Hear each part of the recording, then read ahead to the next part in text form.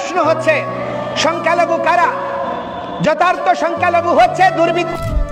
চিন্ময় কৃষ্ণ দাস 2024 সালে 25 নম্বর ঢাকা শাহজালাল আন্তর্জাতিক বিমানবন্দর থেকে তাকে গ্রেপ্তার করা হয়েছে। খুব আয়োজন করে তাকে গ্রেপ্তার করা হয়েছে। তো ওই সময়টাতে তিনি এমন কি করেছিলেন?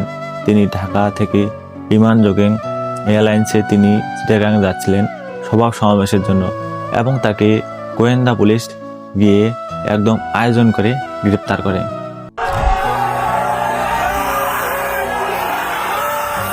চিন্ময় কৃষ্ণ দাস, যিনি কিনা দীর্ঘদিন ধরে জেলে খাটছেন, তার অপরাধ কি? তিনি একজন হিন্দু ধর্মাবলম্বী, একজন হিন্দু গুরু।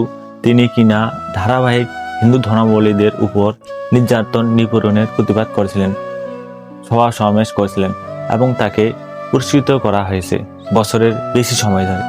তিনি জেলে পচে মরছেন। চিন্ময় কৃষ্ণ দাস ব্রহ্মচারী আজকের এই দিনে আদালতে তোলা হয়েছিল বিভিন্ন চলমান মামলায় শুনানি এবং জামিন সংক্রান্ত আইনি কার্যক্রমের জন্য। আমরা আমাদের ত্যাগী সন্তরা তারা এই আন্দোলনের মুখ হবে এবং নেতৃত্ব দেবে। আমাদের পেশাজীবীরা আমাদের শক্তি আর সামর্থ্যের যোগানদাতা হবে, আর ছাত্র আর যুবকরা এই আন্দোলনের সৈনিক হবে।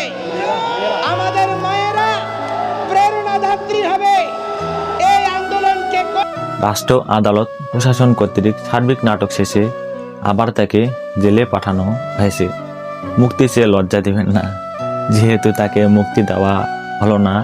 একের পর এক মিথ্যা মামলায় দীর্ঘদিন ধরে শারীরিক অক্ষমতা থাকা সত্ত্বেও জেলে আটকে রাখা হয়েছে, কিন্তু কিছু না তাকে দিতে হবে।